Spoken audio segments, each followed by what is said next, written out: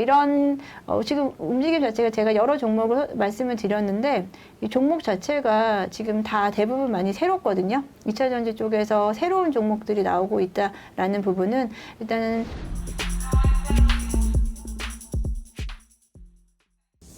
이차전지 원재료 쪽에서는 역시나 리튬 관련된 부분이 좀 더 강하게 좀 작용을 하고 뭐 니켈이라든지 다른 부분들은 일단은 그 후단으로 좀 넘기셔야 되지 않나라고 해서 제가 좀 비교를 해드리는 차원에서 리튬과 니켈에 대한 가격 추이를 좀 봐드렸고요. 이 니켈 같은 경우도 마찬가지로 그래도 우리가 또 계속 원재료에 대한 어떤 자국 보호주의가 좀 강하기 때문에 좀 지켜봐야 되는 부분인데. 니켈은 일단 인도네시아가 매장이 가장 많고 뭐 필리핀 그다음에 러시아 순으로 되어 있다고 하는데요.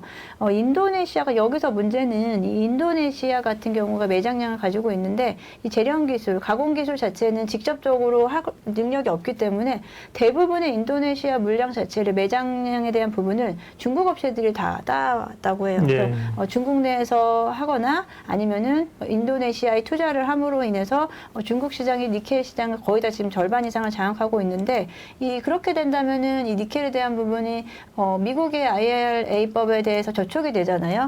중국 내 또는 인도네시아에서 중국의 자본을 가지고 니켈에 대한 어떤 생산을 한다라는 것 자체가 그럼 니켈 자체 절반 이상 어떻게 보면 지금 절반 이상을 매장량의 30% 그리고 생산의 절반 이상을 가져가는 중국이 가져갈 경우에 니켈에 대한 어떤 좀 앞으로의 좀 공급 우려에 대한 부분도 우리가 일단은 좀 생각은 하고 있으셔야 된다라고 생각해서 원재료 단에서 앞으로 그 니켈과 리튬의 어떤 흐름을 좀 보여드렸는데요. 일단은 뭐 니켈 관련 종목들도 언제든지 시장에서는 또 주목을 할 수 있기 때문에 니켈의 지금 흐름 그리고 이제 필리핀 같은 경우가 2위인데요. 매장량 2위인데 필리핀은 뭐 다행히도 이제 미국의 지금 보조금까지 받고 있는 상황이다라고 하고 있습니다. 그래서 필리핀 업체와 우리나라 같은 경우는 인도네시아 쪽보다는 이제 필리핀이라든지 지금 러시아는 사실 제외해야 되고 이제 호주 같은 국가들과의 어떤 기업들 업체 차원에서의 앞으로의 시너지 협력에 대한 부분을 우리가 좀 포커스를 맞추고 앞으로 니켈 관련된 좀 기사가 나왔다, 종목이 나왔다라고 한다면 이쪽에 좀 집중을 해서 좀 보시자라고 좀 말씀을 좀 드리고 싶습니다.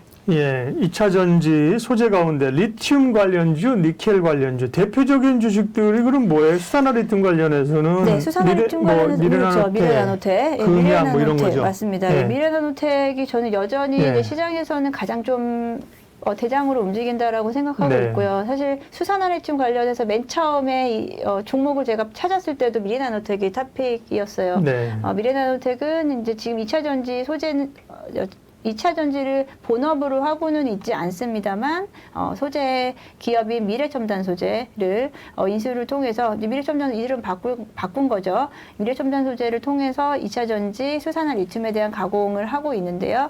지금 이제 생산량 자체를 확인했을 때 아직까지 2차 전지 쪽에 대한 비중 자체가 그렇게 높지는 않습니다. 전체 매출액 대비해서 아직도 뭐 주요 지금 주력 사업이 이제 필름 쪽에 대한 광학 필름이라든지 필름 쪽에 대한 부분에 비하면 아직도 뭐 사실 미미하지만 하지만 앞으로 지금까지 이제 생산량 자체를 추이를 보게 되면은 지금 빠르게 확장을 좀 시키고 있는 모습을 보여주고 있고요. 최근에는 또 미래나노텍이 또 충북에다가 미래첨단 소재죠. 예, 제조 공장을 또 추가적으로 좀 설립을 했다라고 하고 있고요. 그 수산화 리튬 관련된 지금 뭐 계속해서 뭐 고객사에 대한 확대라든지 그리고 지금 뭐 아무래도 수산화 리튬을 가공할 수 있는 업체가 그렇게까지 지금 많지 않다고 네. 하기 때문에 미래나노텍은 시장에서 계속해서 관심을 갖지 않을까라고 저는 생각을 하고 있고요. 그리고 그 다음에 또 관심 좀 최근에 움직임이 나타났던 게 또 EV 첨단 소재라는 좀 종목인데요. EV 첨단 소재는 어떤 식으로 적용을 했냐면 리튬 플러스라는 리튬 수산화 리튬 관련된 기업이 있어요. 이 종목은 지금 상장이 되어 있지 않고 있는데 리튬 플러스와의 전략적 투자자로 투자를 하고 있고 그에 대한 부분에서 EV 첨단 소재가 뒤늦게 좀 따라오는 이런 모습을 보여주고 있는데요. 근데 변동폭이 너무 커요. EV 첨단 소재 같은 경우는 시장에서 좀 늦게 관심을 가진 만큼 좀 변동폭이 너무 크기 때문에 지금 뭐 대장주로 그러니까 어떤 움직임을 좀 단기적으로는 볼 수 있겠지만 그렇게 좀 위험성이 좀 있는 종목이다라고 좀 생각을 하고 있습니다.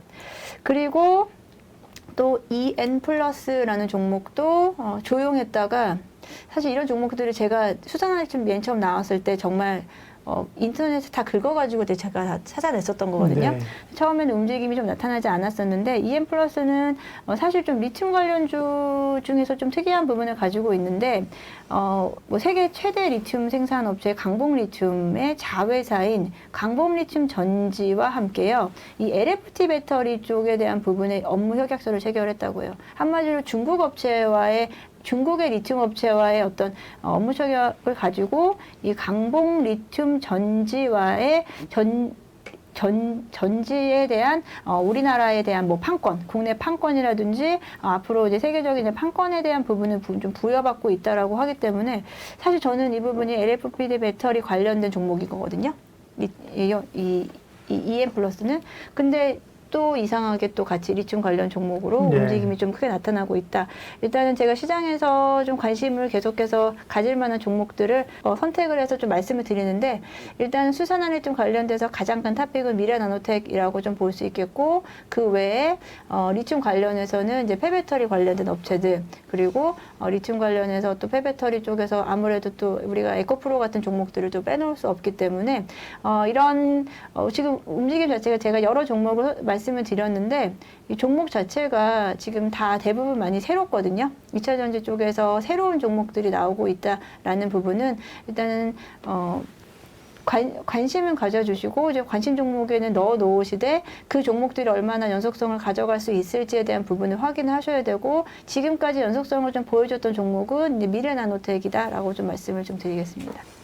니켈 관련주 리튬 관련주 네. 점검해 주셨고요. 니켈 관련주로는 거는 과장시장에서 이렇게 막 거론되는 주식은 어떤 거예요? 뭐 최근에 뭐 니켈 관련주는 좀 네. 늦게 움직임이 나타났었는데요. 예. 니켈 관련주 같은 경우 어떤 종목들이 또 있냐라고 좀 보게 되면은 일단은 STX가 최근에 뭐 얼마 전에 상한가를 보여줬었죠. 니켈 관련된 광산에 대한 지분 1% 가지고 있다라는 1%. 예, 지금 1%만으로도 이제 STX 같은 경우가 한번 상한가에 대한 부분을 보여줬었고 그리고 이제 황금 ST라든지 이제 T플렉스 같은 종목들이 니켈 관련주로 움직이긴 했지만 단기에 좀 그쳤다. 앞서 말씀드린 대로 2차 전지 소재 중에서 니켈의 영향력은 아직은 좀 시장에서는 그렇게 크게 보지 않는다라고 생각하고 있습니다.